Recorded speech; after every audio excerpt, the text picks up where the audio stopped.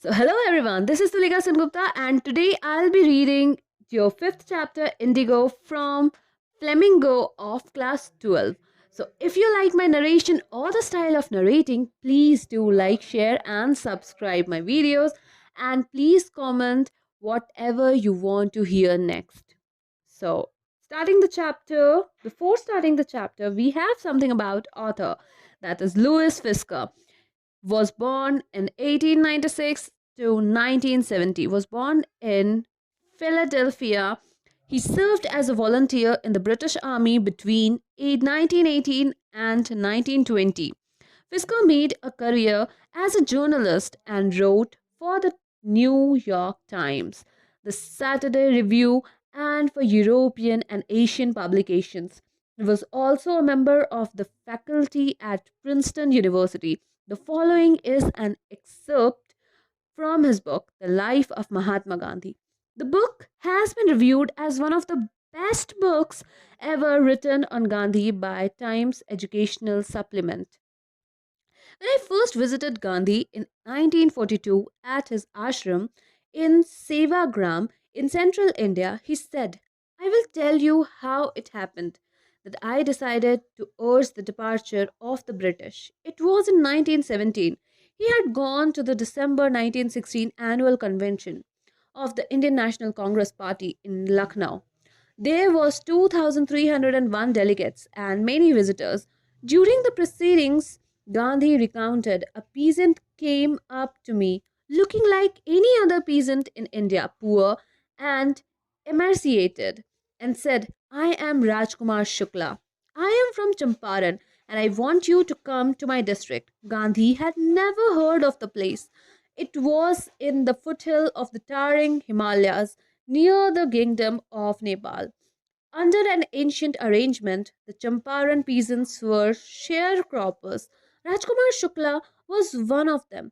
He was illiterate but resolute. He had come to the Congress session to complain about the injustice of the landlord system in Bihar, and someday somebody had probably said, Speak to Gandhi. Gandhi told Shukla he had an appointment to Kraunpur and was also committed to go to other parts of India. Shukla accompanied him everywhere. Then Gandhi returned to his ashram near Ahmedabad. Shukla followed him to the ashram. For weeks, he never left Gandhi's side. Fix a date, he begged.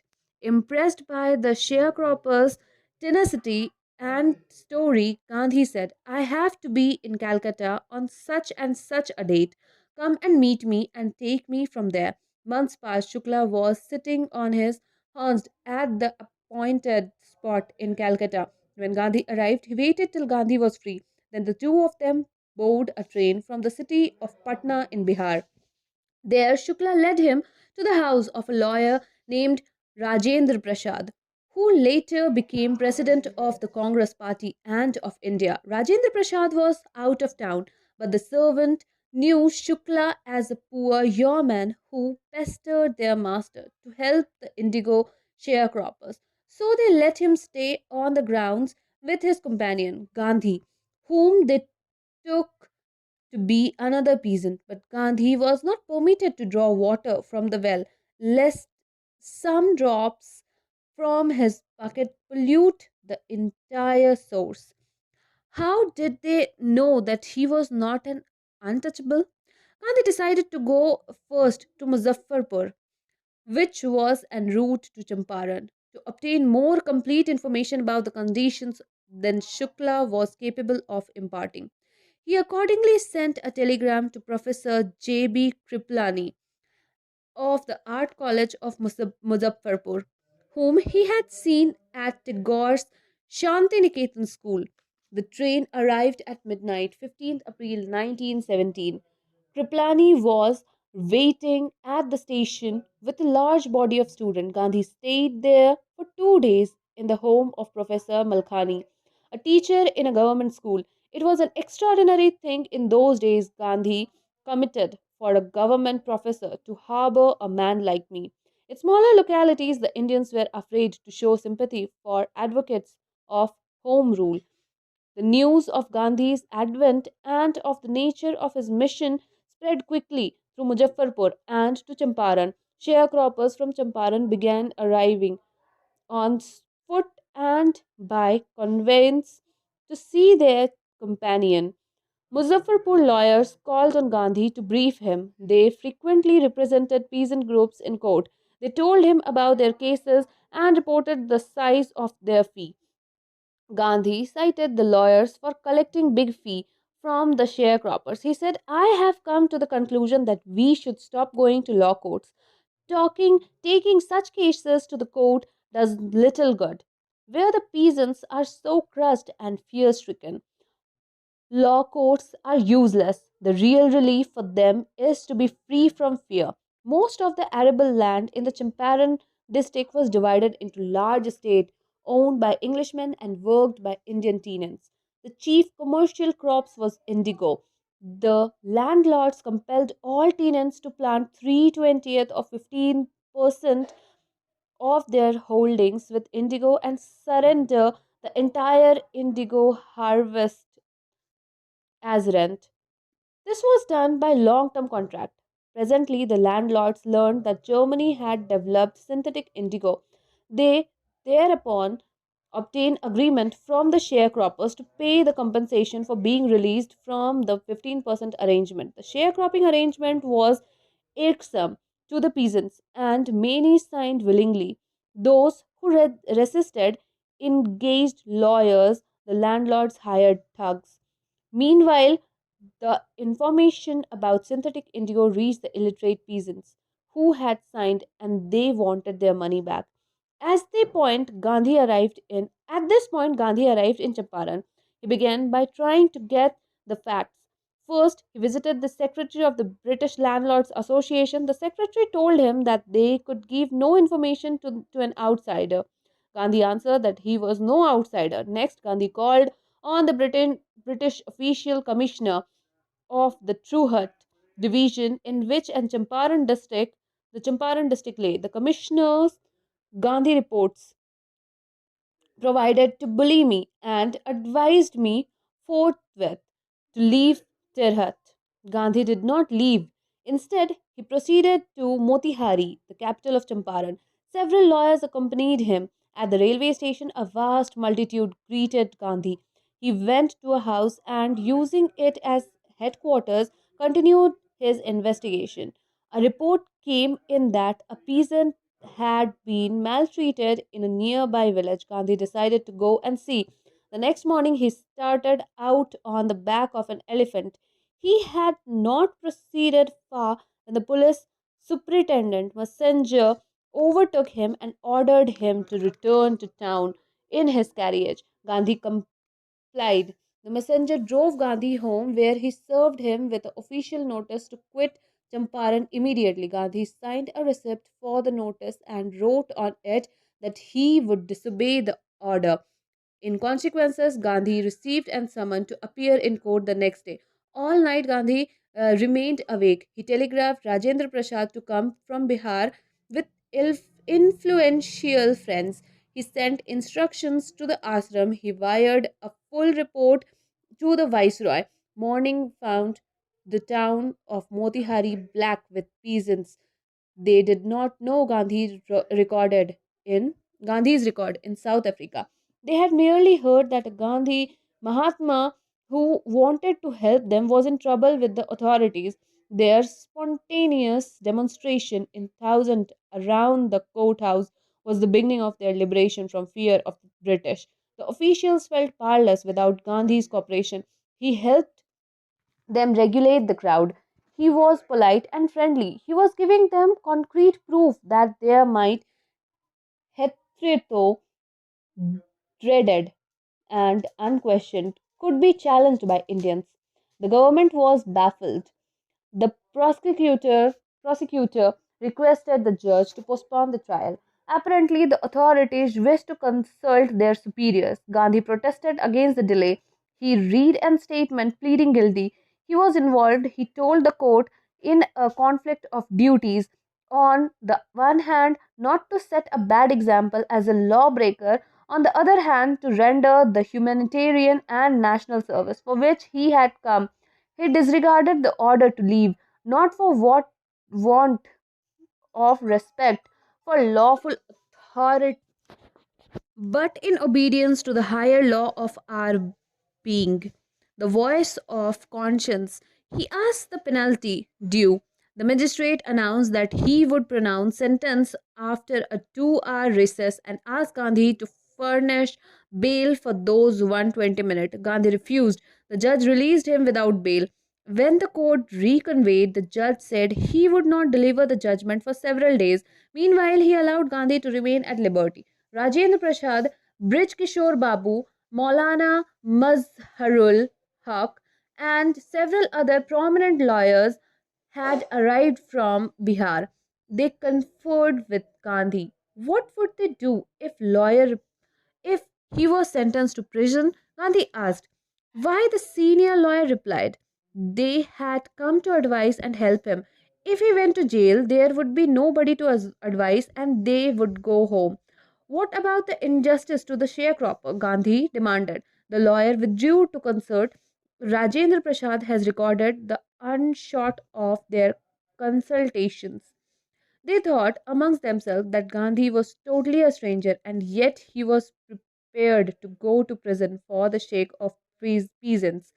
If they, on the other hand, bring not only residents of the adjoining district but also those who claim to have served these peasants should go home, it would be shameful desertion.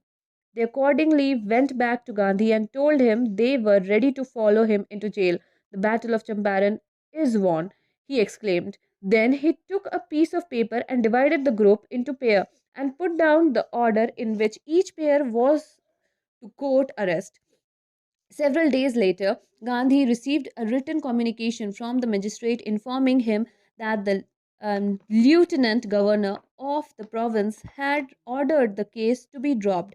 Civil disobedience has trumped the first time in modern India. Gandhi and the lawyers now proceeded to conduct a far flung inquiry into the grievances of the farmers. Depositions by about 10,000 peasants were written down and notes made on other evidence. Documents were collected. The whole area throbbed with the activity of the investigators, and the vehement protests of the landlords.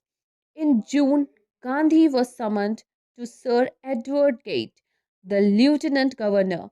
Before he went, he met leading associates and again led detailed plans for civil disobedience.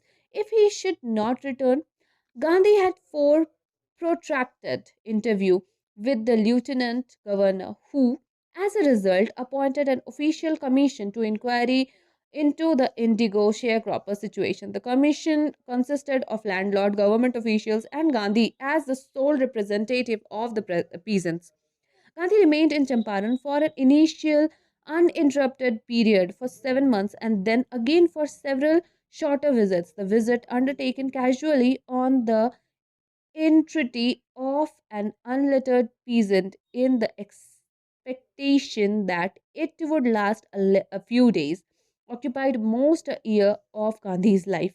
The official inquiry assembled a crushing mountain of evidence against the pig planters, and when they saw this, they agreed, in principle, to make refund to the peasants. But how much must we pay? They asked Gandhi. They thought he would demand repayment in full of the money which they had illegally and deceitfully extorted from the sharecroppers. He asked only 50%. There he seemed adamant, writes Reverend J. Z. Hodge, a British missionary in Champaran, who observed the entire episode at close range, thinking probably that he would not give way. The representative of the planter offered to refund to the extent of 25%, and to his amazement, Mr. Gandhi took him at his word, thus breaking the deadlock. The settlement was adopted unanimously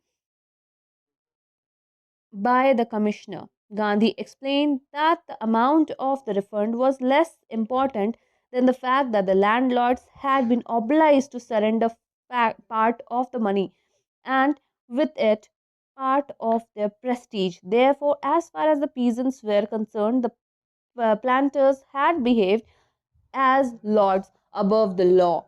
Now the peasants saw that he had rights and defenders. He learned courage. Events justified Gandhi's position. Within a few years, the British planters abandoned their estates, which reverted to the peasants. Indigo sharecropping disappeared.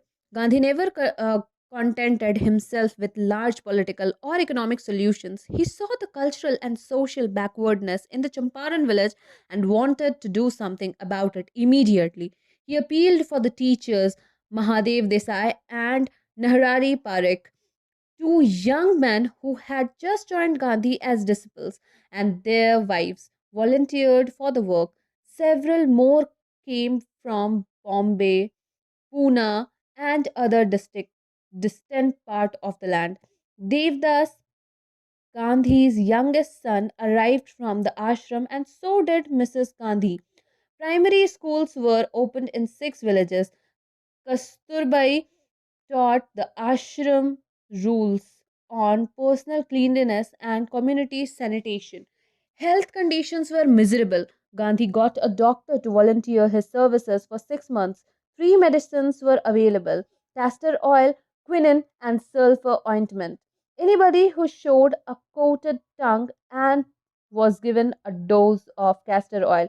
Anybody with malaria fever received quinine plus castor oil. Anybody with skin eruptions received ointment plus castor oil. Gandhi noticed the filthy state of women's clothes. He asked Kasturbai to talk to them about it. One woman took Kasturbai into her hut and said, "Look, there is no box or cupboard here for clothes. The sari I am wearing is the only one I have." During his long stay in Champaran, Gandhi kept a long distance watch on the ashram. He sent regular instructions by mail and asked for financial accounts. Once he wrote to the resident that it was time to fill in the old latrine trenches and dig new ones, otherwise, the old ones would begin to smell bad. The Champaran episode was a turning point in Gandhi's life. "What I did," he explained, "was a very ordinary thing. I declared that the British could not order me about in my own country. But Champaran did not begin as an act of defiance. It grew out of an attempt to alleviate the distress of large number of poor peasants. This was the typical Gandhi pattern. His politics were intertwined with the practical, day-to-day problems of the millions. He was not a loyalty to abstraction, it was a loyalty to living human beings. In everything Gandhi did, moreover, he tried to mold a new free Indian who could stand on his own feet and thus make India free. Early in the Champaran action, Charlie Frere Andrews, the English pacifist who had become a devoted follower of the Mahatma, came to bid Gandhi farewell before going on the tour of duty to the Fiji Islands. Gandhi's lawyer friends thought it would be a good idea for Andrews to stay in Champaran and help them. Andrews was willing if Gandhi agreed, but Gandhi was vehemently opposed. He said, "You think that in this unequal fight it would be helpful if we have an Englishman on our side? This shows the weakness of your heart. The cause is just as you must rely upon yourself to win the battle. You should not seek a prop in Mr. Andrews because he happens to be an Englishman." He had read our minds correctly, Rajendra Prasad comments, and we had no reply. Gandhi, in this way, taught us a lesson in self reliance. Self reliance, Indian independence, and help to sharecroppers were all bound together. So, this was the whole chapter that I have narrated just now. If you like my narration, please do like, share, and subscribe, as I always say. But you don't do that the same. So, that's all for today. Thank you very much.